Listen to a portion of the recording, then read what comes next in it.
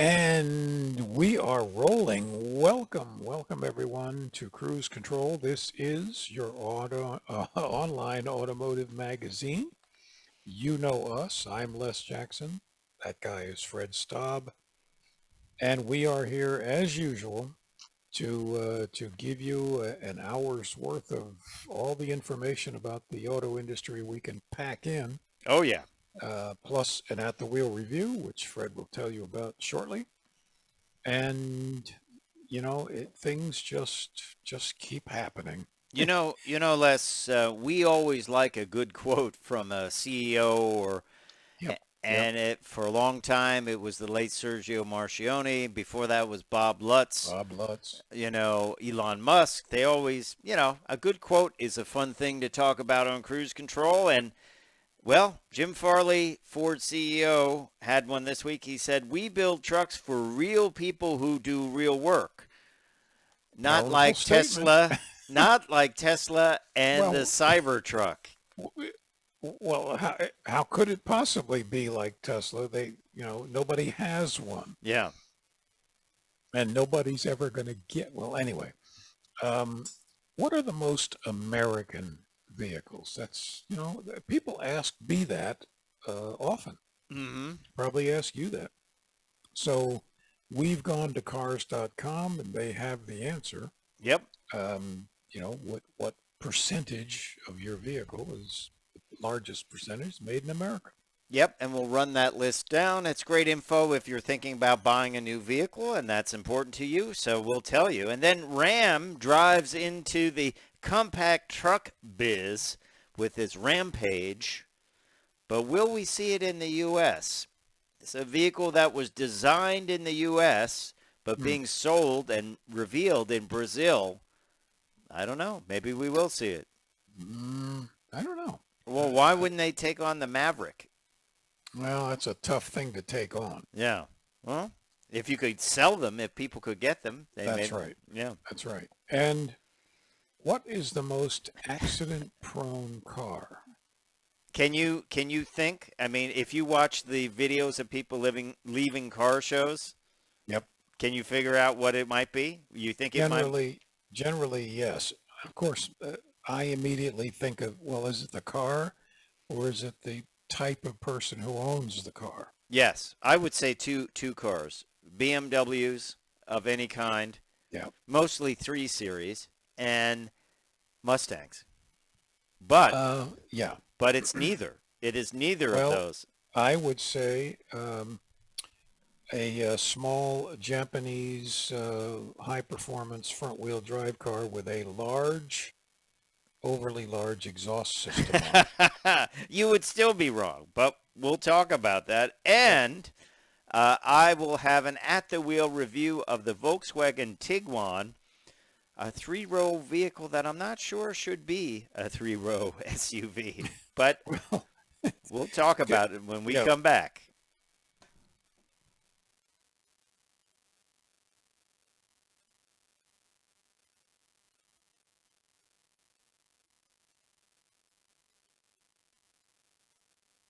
you're All right. Welcome back to Cruise Control. I'm Fred Staab. He is Les Jackson. We are glad you're joining us for the show, and we are here at the same time every week. So set your dial or whatever you set, your DVR, your dial, your YouTube thing. your your your sundial. Yeah, warm up the tubes on your Cuckoo radio. clock. Yeah, whatever.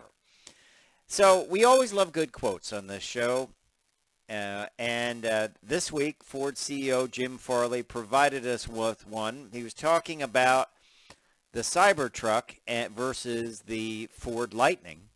And Ford CEO said Tesla Cybertruck is for Silicon Valley people, not real people who do real work. How about that? Jim, I fully agree with you.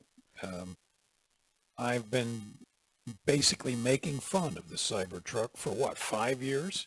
Yeah, well, yeah, and where is it? You know?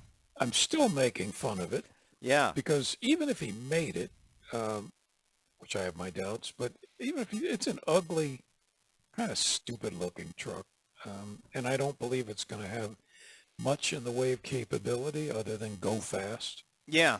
So I just I'm not a figure, fan of the way it looks for yeah, I think sure. so what?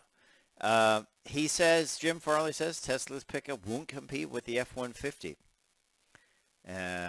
And Tesla is expected to release the EV pickup later this year, but it's been delayed several times. So says this article Later, from which Reuters. year?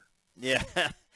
um, yeah, I think many of our journalist friends, when they saw the Cybertruck, thought it was like a joke or it wasn't real or it was some kind of prototype. Well, it was a prototype, but I mean like a concept. Um, Yeah.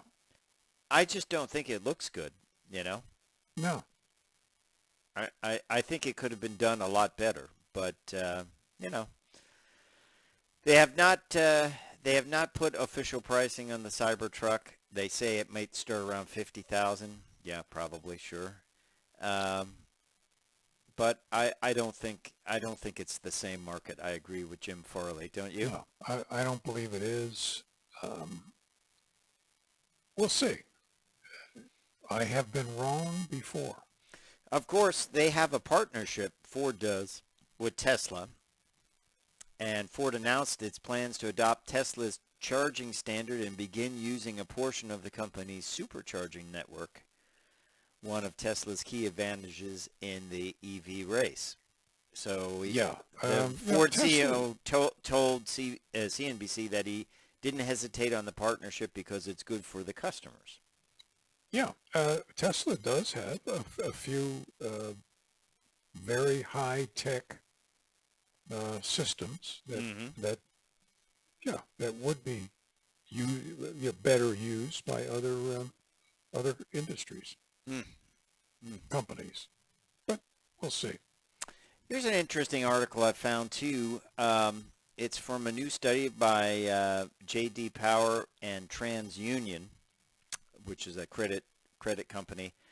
The average loan-to-value ratio of used car financing has ballooned to 125% during the first quarter of 2023. That's up from 110, and that's due to inflated prices and that the used buyers have paid over the last few years. Basically, that means you're paying much more for a car that is worth much less. Upside down, as they say. Yeah, right? and you're upside down from day one. Mm-hmm. Well, that's horrible.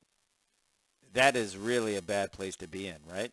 Yeah, it's just, They gave tips, even if your financial situation and credit are solid, keep a handle on how much you borrow and ultimately pay. And they say make sure to make the largest down payment you can afford. Shop around for the best financing deal and try to pay off the loan early by making double monthly payments whenever you can. You can save hundreds, even thousands. It's true. If you do that on your mortgage, even if you can do it a few times a year, you save like an incredible amount of money, right? well, a really very, very serious amount of money. The other thing you want to do is before you sign that loan contract, make sure it doesn't have a prepayment penalty. Right. Now, certain states I know, like New York, you're not allowed to charge prepayment penalties on any loan, I don't think. Yeah, well, that's because great. I had a car loan, I paid it off ahead of time. I had a mortgage, I paid it off ahead of time, and it was no big deal. You just pay Yeah. like a small filing fee or something like that, So, but anyway, that is not great news. But I tell you what, great news is if you're looking for the most American-made car, well, we're going to have the Cars.com study coming up right here on Cruise Control. I am Fred Staab. He is Les Jackson. We will be right back.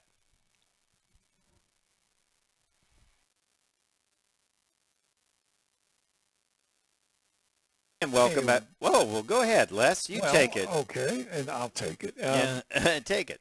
Right. We before the break, we said we would let you know what are the most American-made cars, trucks, and SUVs this year. Yeah. And this is fun because it usually blows a lot of expectations that people have, that just because it's a domestic name, Mm-hmm. it may not actually be all that much made here in the U.S. Yeah, yeah.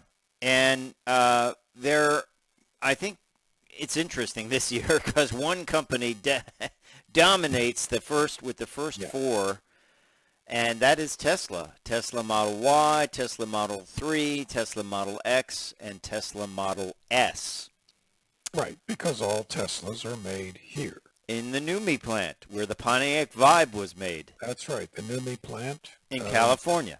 which is right next to the zip tie plant. Got to keep that supply I got to chain keep lots tight. of you would think, okay, well, a Ford Mustang. Yeah, or it used to be the Ford Explorer or the Ford Right. Escape or the Jeep. Yeah, but not necessarily. Maybe you should think about looking at a Honda Passport. I like the Honda Passport. It's excellent, and it's made here. Mm-hmm. Actually, a lot of these so-called foreign names, Honda, Toyota, Volkswagen, and of course their premium brands, Acura, and they're made here. Yeah. And they've had plants here for many years. Honda especially has had plants here since the 60s, That's crazy. making motorcycles, and then they started making the Civic and the Accord, and Yeah. Marysville, Ohio. Yeah, Marysville, Ohio. They made millions of Hondas from there. So, Oh, number yeah. 5, Honda Passport. Volkswagen ID4 made in Chattanooga, as they say. Right, down And, in Tennessee, the Honda Odyssey, mm-hmm. still a very popular minivan. I remember those. I did that to scare people. I think they're great. I think They're terrific. you can haul all kinds of crap in them. Ask me how I know. Because you've done it. Yes. And then Acura MDX, Honda Ridgeline, Yep, nice truck, nice truck. and Acura RDX as well. They're most American content. Right. Now, there's a list of 100 vehicles. We're not going to read the whole list. No. Cars.com has it. The first from the big three, the old traditional big three, the Lincoln Corsair, of course. Chevy Corvette, of course. Yeah, 19th place. Dodge Durango in 21, and the most American-made truck is Honda Ridgeline. Now, why wouldn't it be the F-150? They're all made in the U.S., aren't they? Well, And a couple of plants. Yeah, and basically all of the components, other than maybe some, Electronics. interior parts and electronics, are made at factories here, engine factories, transmission factories, suspension. I don't know why. Well, the most American-made full-size truck is the Toyota Tundra at number 12, and the next most American-made is the Ram 1500 at 28. Yeah. Well, okay, Well, so Toyota has 11 factories here in the U.S. that's amazing. Yeah, that's impressive stuff. But it turns out only 77% of what's in the Fords is from here. Although that's a lot. Well, it is a 77% is a lot. Yeah, interesting. Here's another interesting story I'm sure you'll be excited about, Les. And apparently, I think we were out of the demo for this movie, but apparently there's a Barbie movie. And according okay, to British Auto Trader magazine, there's a lot of interest now in pink Corvettes after the Barbie movie. The search numbers have gone up 450%. Why not? I mean, Yeah. I was never into Barbie dolls. No, but But my wife did have the pink Corvette. I said, do you still have it? I think that would be fun. That would be fun. Yeah. I said, I'd like that. Just to sit on the a shelf, right? Yeah, but the big problem is when I see a pink Corvette or a pink any car, I always think about whatever that cosmetic is that people Oh, Mary sell. Kay. Mary Kay. They used to give them pink Cadillacs, which they actually used to paint back then. If you sold a lot of cosmetics, you would get the pink Cadillac. I remember seeing them. I always thought, those were just sort of tacky. Yeah. But so the pink Corvette, which of course is a terrible color for a Corvette. Yeah. Keep it red, white, Yeah. black, No, just anything but pink. silver. Yeah.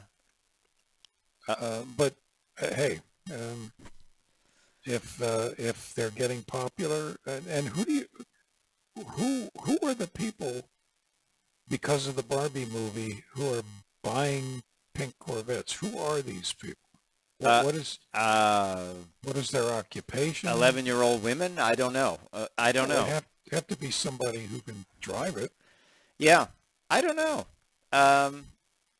But I'll tell you what, if you got a Corvette and you've got $3,000, somebody will wrap it for you and make it pink. That's true. That way when the trend, runs out, you can just peel it off. Peel it off. Good point. Good point. You could. So there's that. I mean, there is an option if you really want it, but I would not recommend painting it pink. If you want to wrap it, but yeah. But there you have it. Just so you know. But let's talk about the Rampage. That's a name. You remember they had that years ago. Wasn't it built on a vehicle that was built on the Dodge Omni? Remember that? I think it was. It was a little. Yeah. Truck. It was a unibody, sort of like an early, like almost like a Brat or like a Subaru Brat Brat. Like the Volkswagen pickup truck. Remember that? Mitsubishi had a little pickup truck. The back pup. then. The pup. The pup. Yeah. Yeah. It was like sort of like a small El Camino or Ranchero. Right. But they were inexpensive. You don't see them much. It's weird. There was a guy that used to have one at the drag strip that he turned into a wheel stander, and put the engine in the back bed. But that's the only one I recall seeing around. I don't know if any of them are around on the road anymore. Probably they are. But anyway, doesn't matter because there's a lot of scuttlebutt, there's a Navy term for you, that this Rampage may be coming to the U.S. to take on the Ford Maverick. And Well, better be good. well, it was designed by North American engineers, and it's currently being built in Brazil. That's where it was revealed this week. And it has the underpinning architecture of the Dodge Hornet and the Alfa Romeo Tonale, which is great. McPherson struts up front, multi-link rear suspension. And it is car-like, yet it is a truck. It's 198 inches long, 72 inches wide, 70 inches tall. And so it is roughly 3 inches shorter and 2 inches taller than the Ford Maverick. It's going to go on sale. It's built in Brazil. It will offer all-wheel drive, 9-speed automatic transmission, no matter what's under the hood. They have a diesel model, but probably wouldn't see that there.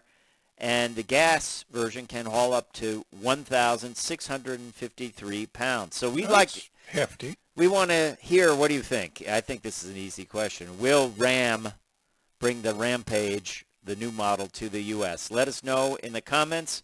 I think they will because, hey, why not? But we'll see what you have to say. Fred Staab, Les Jackson. We will be right back on Cruise Control.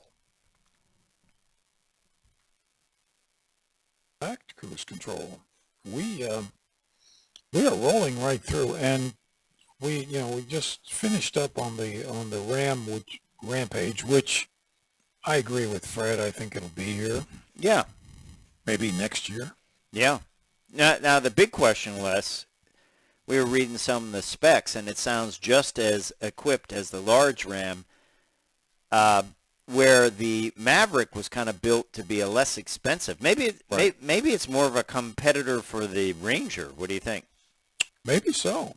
Um, Or maybe sort of a crossover for the two. I like the air vent for cooling your phone while it charges, because that was part of the JD Power study that phones Yeah. overheat when they charge, and to have like air AC blowing on it, that's kind of smart, isn't it? Can you imagine your phone catching fire? Well, there's been cases where people had their phone catch fire in their pocket, which Oh yeah. it's Yeah. not a good thing. Not a good thing. I just would not want that. But hey, No. let's talk a little tech here. A couple of things. You're familiar with the Subaru EyeSight system, right? Right. That is the camera that they use a camera instead of sensors, which is actually a good idea. Instead of radar sensors, they use a camera mounted up. It started off with two cameras, one on either side of the rear view mirror, mounted to the windshield. And then now they're going to kind of a wide-angle single camera system. But for some reason, it had never been available, that system, on the manual BRZ models.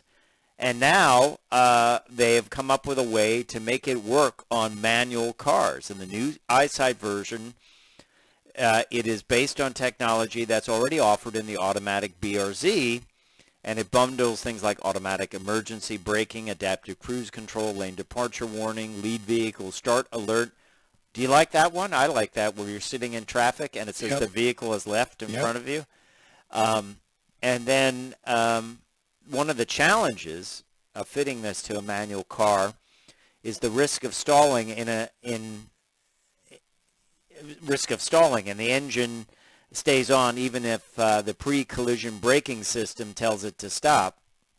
So this is something they've had to work on. They've cleared this hurdle, and it will now be available on manual cars moving forward. So that's good news, right? I'm glad to see that, because that's been a real missing factor Yeah.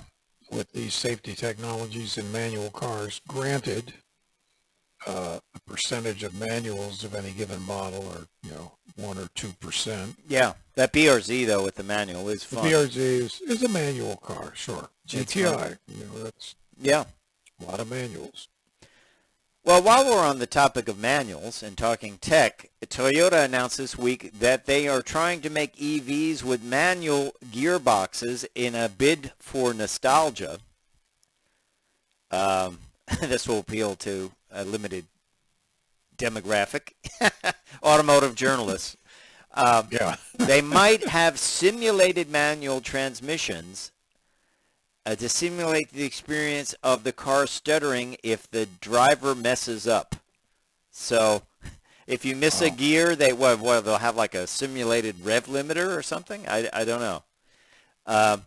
These models would include a clutch pedal and even simulate downshifting, allowing drivers to slow the vehicle using the transmission rather than the brake. Well, you can do that. It's called regenerative braking mode. Yeah.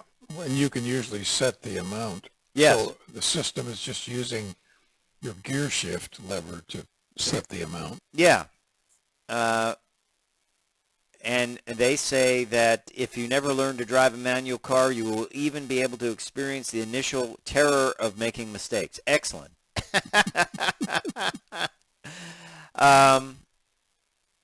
And you can disable this feature entirely if you want. I don't know. What do you think about this? There's a whole school of thought. Do you dislike when, for example, someone came out, I believe it was Borla, came out with a system to make the Ford Mustang EV sound like a Mustang with a speaker system and that, and it worked. It sounds real. It sounds like you dropped a V8 into your EV Mustang. Do you like that or dislike that? We're trying to make an electric car more like a gas car. I mean, I don't like that mm-hmm. because, come on, you bought the electric car because of its features, Mm-hmm. um, but the manual, the ersatz manual isn't a bad idea. There are a lot of people that profess to say, "Oh, I really like shifting." They feel more one But with the car and all that. yeah, but I don't think they really like shifting all the time. They just like that periodic feeling that they're in control of the car. Well, I'll tell you what I would like instead of that. I don't need the clutch pedal. I want it to be like a drag car when you take off and they have a shifter that you push it forward and back. You slam it forward and back, and that's it. That you go, 2, 3, 4, and it's just straight, straight throws, and you're just moving a lever back and forth. That might be fun without a clutch pedal. Yep. You could have like the old Lenco transmissions where they had 5 gears and they have 5 handles.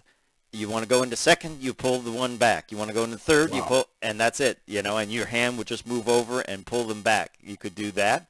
Someone actually made a shifter to simulate that in as an aftermarket thing, which would be really fun to have if you had a retro hot rod car to put that in there. I think people would get a kick out of it. That would be cool. I think you should have the clutch, though. Okay. And it should feel, like something is happening. Well, if I'm going to have an electric clutch, I want to be able to completely vary the take-up and how it feels, the weight of it, Yeah.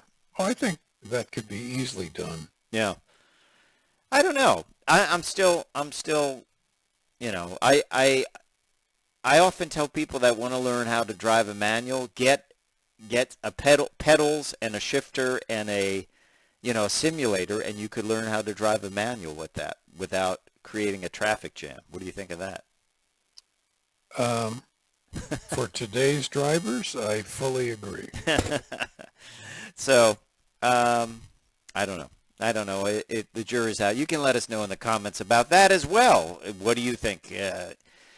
Electric vehicles, basically, one of the great things about them is they don't have to shift. It's instant power. Exactly. That's what I like, where you just go, With all the power you want. Yeah, just go and press down, and it will keep going. So maybe we don't have to go back to the future. So, all right, here we go. The most accident-prone car. This was from the American insurance website Insurify. And believe it or not, the top vehicle that causes is the most accident-prone is the Audi S4. Now that is mentioned, it makes me think how often I see S4 drivers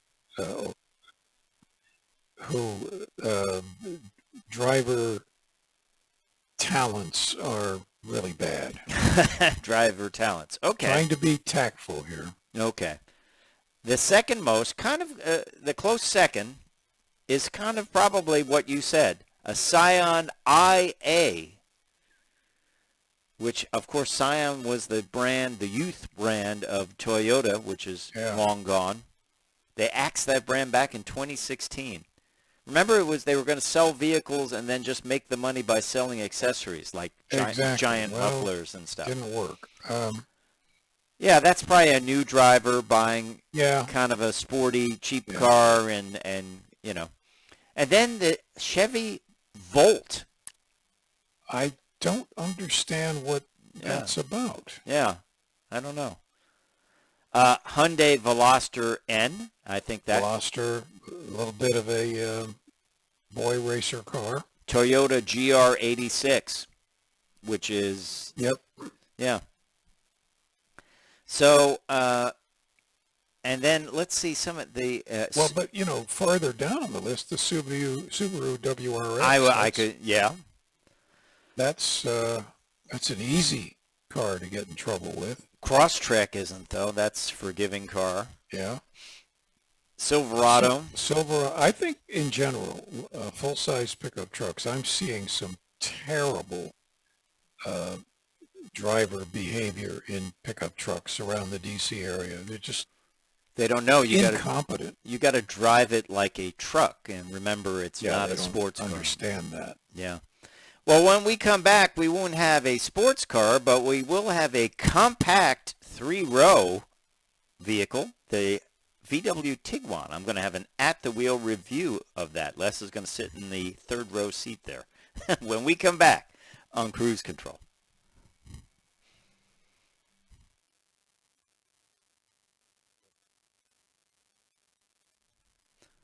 And welcome back to Cruise Control, your on-air automotive magazine. Fred Staab and Les Jackson, we are glad you're along for the ride. We love to review the vehicles and are at the wheel series, and this time it is the VW Tiguan, which is a compact three-row SUV. You don't hear a lot about compact three-row SUVs. No, you don't.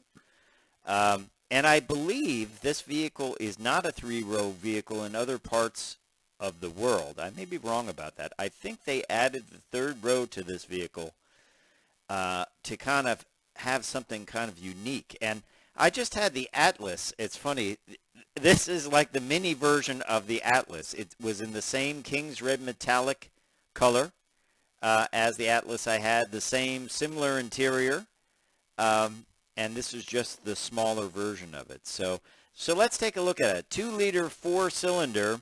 It is the EA888 2-liter that puts out 184 horsepower, 221 pound-feet of torque.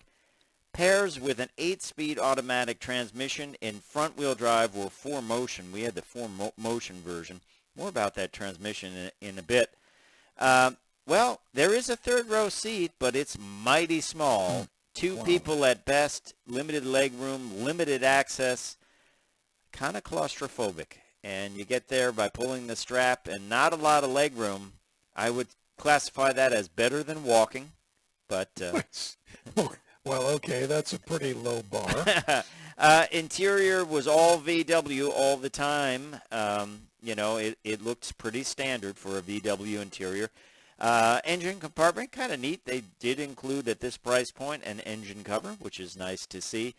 Good power from that 2-liter, but the 8-speed transmission I found to be very bulky and had some dead spots in the acceleration where you're pulling out and all of a sudden you got nothing, and then all of a sudden the engine catches up with it and revs up.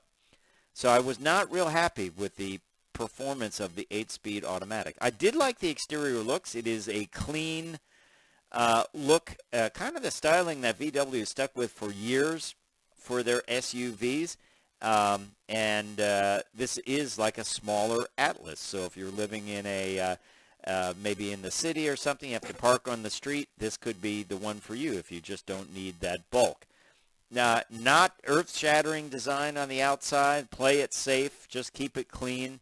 Thankfully, one of the things I liked in the rear valance, they did not put fake exhaust tips. I hate fake exhaust tips in the rear valance, and they did not do that here. So it's a good thing. It's just one of the things. It reminds me of peel and stick customization. Let's put these ports on the side of your vehicle, and they have not done that. It's got the King's Red metallic exterior, the cinnamon leatherette, and sort of gray wheels. Not big wheels, but I tell you what, the ride was a little firm for me, even with these wheels. I believe they're 18-inch alloy wheels, and significant sidewall. But the suspension was set up pretty stiffly. There you see it does not have those exhaust ports. It looks like it might, but it doesn't, and I was glad about that. On the inside, all VW. If they're trying to make their interiors very similar, leather seats, while comfortable, they kind of came off a little bit like a taxi cab seat, kind of flat. That's all right. They were comfortable enough.